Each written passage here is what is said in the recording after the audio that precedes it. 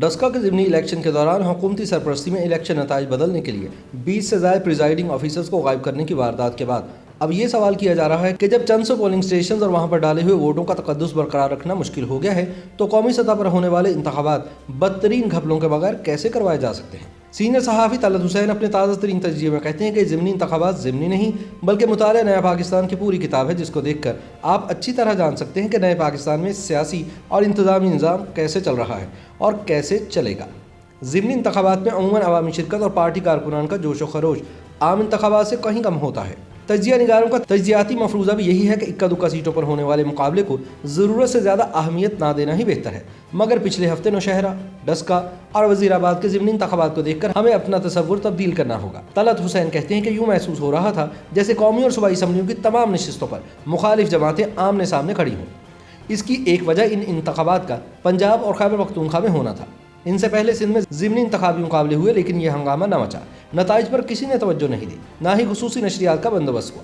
دوسری وجہ مسلم لیگ نون اور تحریک انصاف کا ٹاکرا تھا، بلکہ یوں کہیں جماعتیں نہیں، سیاسی قیادت ایک دوسرے سے ٹکرا رہی تھی۔ ایک طرف وزیر اعظم عمران خان کے چہیتے وزراء فردوس عاشق اوان اور عثمان ڈار ڈسکا کے انتخابی حلقے میں دندناتے پھر رہے تھے اور کوئی روکنے ٹوکنے والا نہیں تھا۔ دوسری طرف گوجرانوالہ میں وزیر اعظم کے آرائیں دوست اپنی پگ کو سر پر جمانے کے لیے کوشاں تھے۔ مرکز میں ان دونوں نشستوں پر ہار جیت ذاتی عزت اور بے عزتی میں تبدیل کر دی گئی تھی۔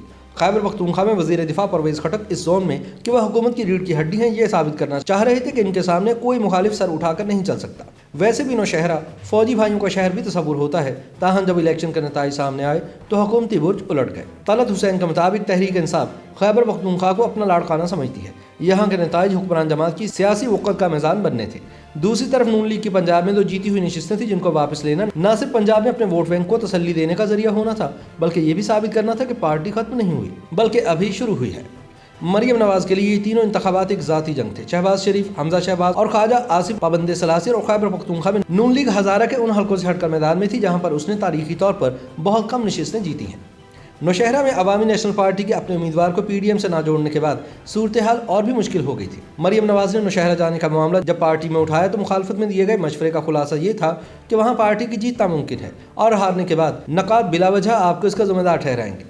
عملاً مریم نواز کا یہ پہلا ایسا انتخابی معرکہ تھا جس کی تمام تر تیاری اور ہار جیت کی ذمہ داری ان کے اپنے سر تھی۔ اس تمام تناظر کے پیش نظر یہ سمجھنا مشکل نہیں ہے کہ کتنے بڑے ذاتی مفادات ان 3 سیٹوں پر مرکوز تھے۔ ایک اور معاملہ اس بیانیے کا بھی تھا جس کا حکومت نے خود سے چرچا کیا۔ یہ کہا گیا کہ یہ کرپٹ ٹولے اور شفاف دودھ سے دھلے ہوئے نظریات کی جنگ ہے۔ یہ بھی بتایا گیا کہ فوجی اسٹیبلشمنٹ کے حق اور اس کی مخالفت کی لڑائی ہے۔ یہ ماحول بنایا گیا کہ جیسے ان کے نتائج یہ فیصلہ کر دیں گے کہ اگلے 5 سال کس جماعت کی حکومت قائم ہوگی۔ پھر بے شمار انتظامی سیاسی وسائل بھی صرف ہوئے۔ مارکے تو چھوٹے تھے مگر تیاری جنگ عظیم جیسی کی گئی تھی۔ میڈیا کے لیے ایک طویل عرصے کے بعد اسٹوڈیو میں گھسے پٹے موضوعات کو گھمانے کے تھکا دینے والے معمول سے ہٹ کر واقعات پر مبنی رپورٹنگ اور تجزیے کا موقع بنا۔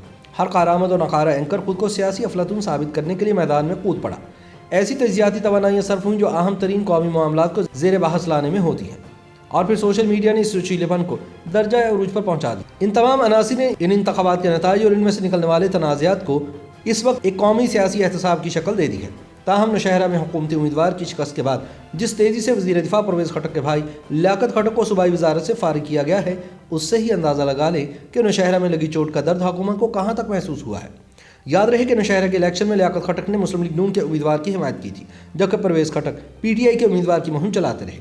تاہم جب انتخابی نتیجہ آیا تو پرویز خٹک اپنے حلقے سے ہی پی ٹی آئی کی نشست ہار بیٹھے، جس کے بعد لیاقت خٹک نے نواز لیگ کے امیدوار کی جیت کا جشن منایا اور پھر عمران خان نے انہیں کابینہ سے فارغ کر دیا۔ دوسری طرف مسلم لیگ نون ڈسکا میں ہونے والی حیرت انگیز مگر انتہائی بھونڈے حکومتی دھاندلی کے پلان کو ایک استعارے کے طور پر استعمال کر رہی ہے، جس کے ذریعے وہ سن 2018 میں ہونے والی مبینہ انتخابی واردات کی یاد دہانی بھی کروا رہی ہے اور مستقبل میں نظام کی ممکنہ 2 نمبریوں کی طرف اشارہ بھی کر رہی ہے۔ حکومت نے ڈسکا کو جیتنے کے لیے جتنا زور لگایا اس سے پتہ چلتا ہے کہ آئندہ کی سیاسی کشمکش کیسا رخ اختیار کرے گی۔ جس طرح پولنگ اسٹیشن پولیس اسٹیشن میں تبدیل ہوئے، اسلحے کا کھلا استعمال ہوا، حکومتی وزراء ہر طرف دندناتے پائے گئے اور پھر میڈیا میں پروپیگنڈے کی بہتات دیکھنے میں آئی، اس کے بعد شک کی کوئی گنجائش باقی نہیں رہ جاتی کہ سیاسی مفاہمت کا جنازہ اٹھ چکا ہے۔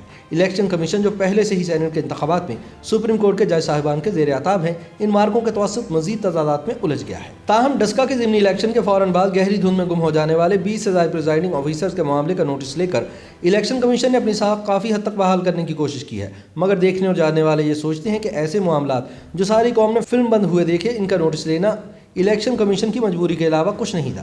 या अहम इदारा तमाम दिन वोटरों की लंबी लाइनों, पोलिंग स्टेशन पर हंगामा आराई जैसे मामलात पर अमलन खामोश रहा। पुलिस स्टेशन से अमले का आगे पीछे हो जाना और इंतजामिया के चीफ इलेक्शन कमिश्नर को फ़ोन पर लिफ्ट न कराना वो मामलात हैं जो इस इदारे पर सवालिया निशान बन चुके हैं। इससे पहले फॉरेन फंडिंग केस और फैसल वाउडा की तरफ से बरती गई तौहीन-आमेज़ लापरवाहियों ने इलेक्शन कमीशन को बैक फुट पर डाला हुआ था। इन तमाम वाक़यात को मिलाकर पढ़ें तो जिस इदारे पर तमाम कौम जमहूरी बुनियाद बनाने के हवाले से एतबार करती है, उसकी सेहत की रिपोर्ट बुरी ही नज़र आएगी। तलत हुसैन के मुताबिक बड़ा सवाल ये है कि जब चंद सौ पोलिंग स्टेशन और वहाँ पर डाले हुए वोटों का तकद्दुस बरकरार रखना मुश्किल हो तो कौमी सतह पर इंतखाबात बदतरीन घपलों के बगैर कैसे करवाए जा सकते हैं। वो कहते हैं कि ये ज़िमनी इंतखाबात ज़िमनी नहीं बल्कि मुतालिया नया पाकिस्तान की पूरी किताब है, जिनको देखकर आप अच्छी तरह जान सकते हैं कि ये निज़ाम कैसे चल रहा है और अब कैसे चलेगा, और ये कि यहाँ क्या मुक़द्दस और मुक़द्दम है और क्या पामाली और बेईमानी के लिए जायज़ करार पा चुका है। YouTube पर गूगली न्यूज देखने के लिए youtube.com की सर्च बार में गूगली न्यूज टीवी टाइप करें। गूगली न्यूज के पेज पर सुर्ख रंग के सब्सक्रिप्शन वाले बटन पर क्लिक करना ना भूलिए। YouTube पेज पर अपलोड होने वाली वीडियोस से बाखबर रहने के लिए बेल आइकन पर क्लिक कीजिए। आपको हर नई वीडियो के बारे में नोटिफिकेशन मौसूल हो जाएगा।